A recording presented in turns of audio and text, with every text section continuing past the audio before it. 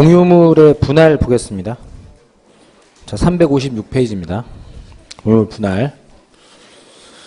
자, 이 분할 관련해서는 이제 우리가 1월달 수업할 때 그 조문들을 통해서 분할 순서들을 좀 찾아놨던 건데, 뭐 그게 중요합니다. 중요하고 오늘 이제 판례를 좀 몇 개 추가해 볼 건데, 이 순서 매우 중요한 거니까 이제 얼른 제가 좀 확인하고 거기다 붙여서 판례를 좀 설명을 드리도록 할게요. 자, 7번 보세요.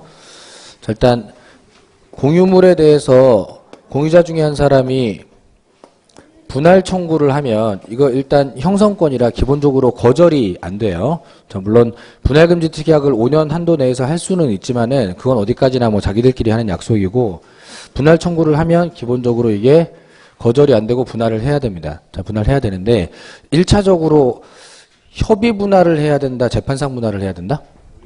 협의 분할을 해야 된다. 일단 공유자들끼리 모여서 협의에 의한 분할을 해봐야 됩니다.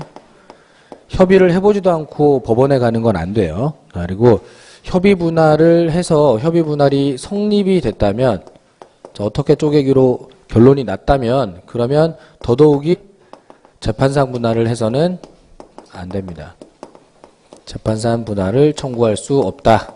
자, 이렇게 되어 있었고, 자, 재판상 분할은 협의 분할을 시도했다가 협의가 성립이 되지 않았을 때, 협의가 안 되면 법원에 가서 판사한테 쪼개달래자 2차적으로 재판상 분할을 청구를 할 수가 있겠습니다. 자, 그리고 재판상 분할 절차에 들어오면 판사가 대신 쪼개주게 되는데, 판사는 1차적으로 현물 분할을 하게 되어 있어요. 그래서 물건을 잘라갖고 이렇게 딱딱 나눠주게끔, 이렇게끔 되어 있습니다. 자, 현물 분할이 가능하다면, 어떻게든 가능하다면 함부로 경매를 명해서는 된다, 안 된다? 안 된다. 자, 경매로 팔아갖고 돈으로 나눠주면 굉장히 편하기는 하지만, 그러면 공유자들 의사에 맞지도 않고 하기 때문에 최대한 잘라서 나눠주고 함부로 경매를 해서는 안 되겠고, 경매를 하는 건 현물 분할을 어떻게 해보려고 그래도 이게 아예 불가능하거나 가액의 감소가 현저하고 이럴 때 2차적으로 경매를 통해서 돈으로 나눠준다. 이걸 다른 말로 대금 분할이라고도 하고요. 이렇게 제가 이제 이거 순서 플로우를 좀 잘 기억해 두시라고 하면서, 협의가 성립되면 재판상 분할 못한다. 그리고 재판 들어갔을 때 현물 분할이 가능함에도 경매를 청구하지 못한다. 자, 일단은 이게 제일 중요한 거라고, 그죠? 이걸 이제 1월달에 조문으로 이렇게 설명드렸던 겁니다. 오늘 이제 판례가 좀 추가될 건데, 여전히 분할에선 이 두 가지가 제일 중요해요. 자, 이렇게 해두시고, 자, 판례를 좀 보러 가겠습니다. 자, 356페이지에 공유물 분할은 자유다. 자, 그리고 기억번에 공유물 언제든지 분할 청구할 수 있다. 니은번에 분할 금지 특약 할 수 있지만 5년 동안만 할 수 있다. 뭐 그런 거는 뭐 다 설명드렸던 거니까 뭐 밑줄 다 해놨을 겁니다. 그렇게 확인하시고요. 자, 그리고 밑에 상호명의 시탁 판례 있죠? 상호명의 시탁 판례 바닥에. 자, 그 판례 뭐 이건 읽어만 보겠습니다. 이거 사실 특별법 할 때 했던 판례예요.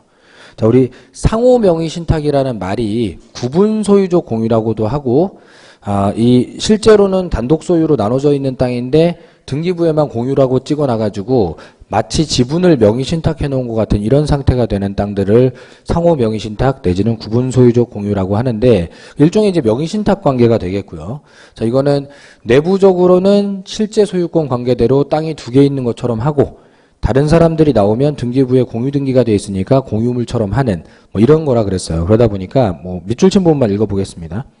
자, 명의신탁 해지를 원인으로 한 지분 이전 등기 절차 이행을 구할 수 있을 뿐 그 건물 전체에 대한 공유물 분할을 구할 수는 없다. 이렇게 돼 있어서, 자, 이게 자기들끼리는 공유물이 아닌 거기 때문에 공유물임을 전제로 하는 분할이 안 되는 겁니다. 그래서 이 상호 명의신탁 상태에 있는 부동산은 등기만 공유로 되어 있지 실제로는 공유물이 아니기 때문에 분할 청구는 안 된다예요. 자, 그렇게 확인하시면 되겠고, 뭐 이런 상호 명의신탁을 제외하면 공유물은 언제든지 분할 청구가 되는 겁니다. 자, 그리고 357페이지 동그라미 기억번 밑에 A번. 자, 여기들은 이제 밑줄 표시들 안 해놨으니까 제가 표시를 좀 할게요.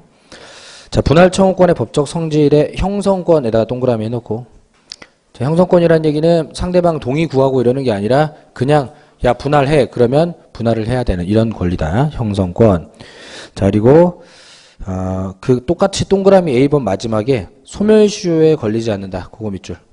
소멸시효에 걸리지 않는다. 자, 이건 좀 설명을 끝내놓고 갈게요.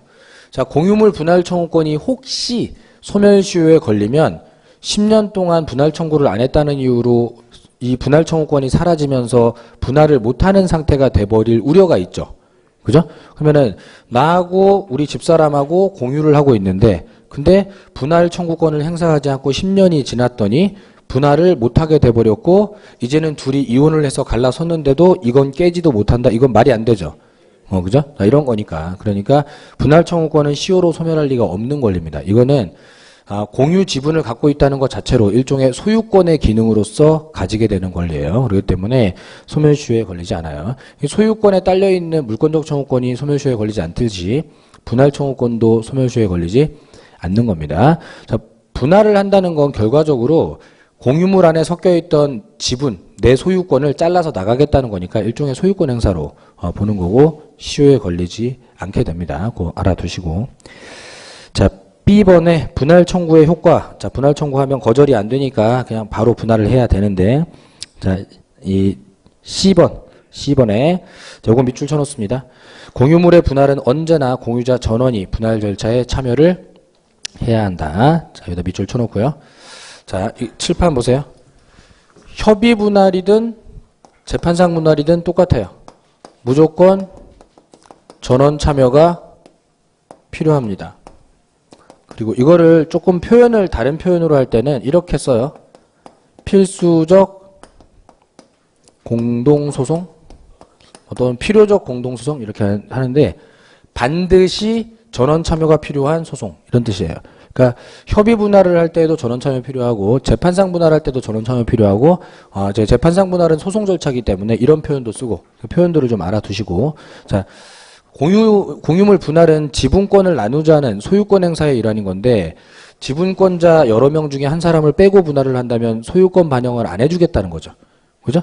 자, 우리 셋이 공유야. 근데 둘이 모여서 분할을 해. 그러면 나머지 한 명의 소유권은 반영을 해주지 않겠다는 거니까 그렇게 해서는 절대 안 된다는 거예요. 그래서 전원 참여 없이 하는 분할은 무효가 됩니다. 그래서 반드시 전원 참여가 필요해요. 시험에도 굉장히 많이 나오고 있습니다. 이렇게 되어 있고 자, 밑에 니은번에 협의 분할 안 되면 재판상 분할 가는 거다. 뭐 화살표 그림은 그런 뜻입니다.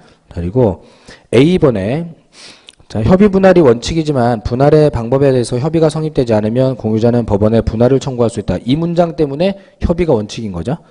자, 근데 따라서 뒤에 밑줄 쳐놓습니다.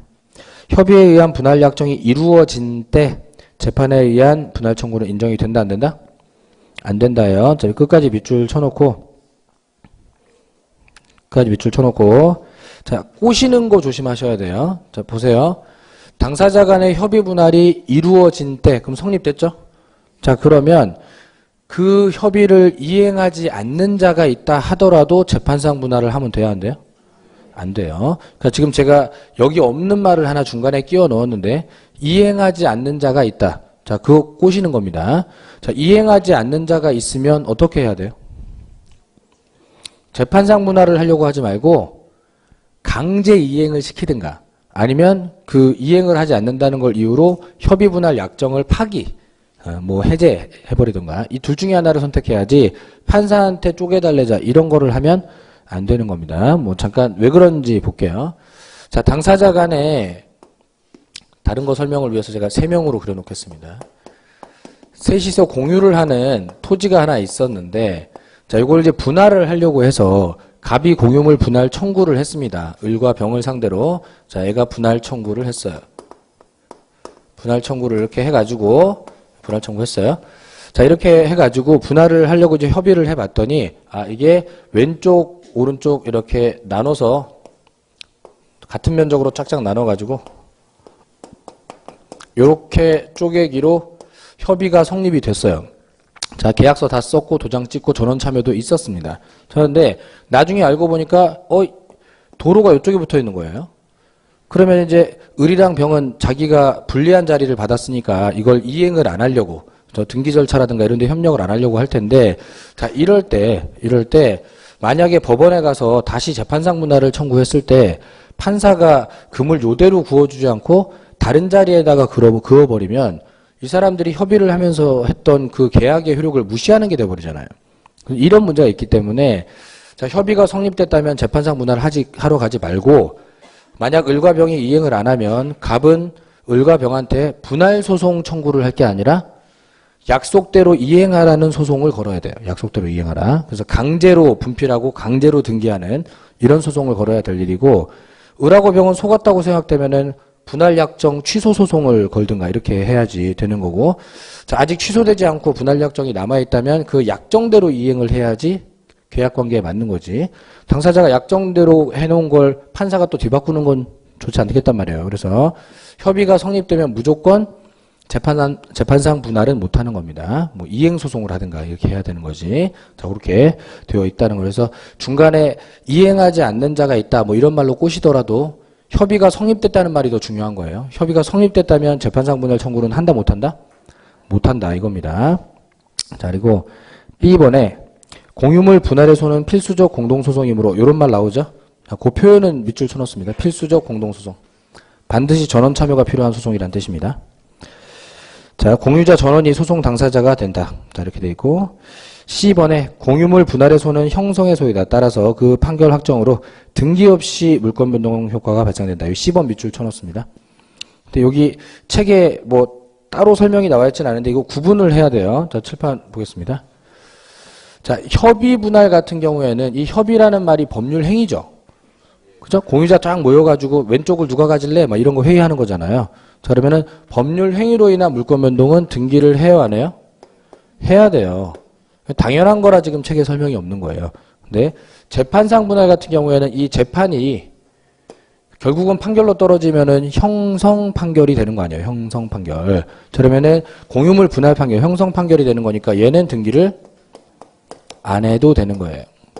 이렇게 되는 거예요. 그래서 자, 공유물 분할은 무조건 등기 안 해도 된다 이러지 마시고 협의로 분할하면 등기를 해야 된다. 판결로 분할하면 등기를 안 해도 판결 자체로 효력이 생긴다. 이렇게 구분을 좀 해주셔야지 되겠습니다. 그리고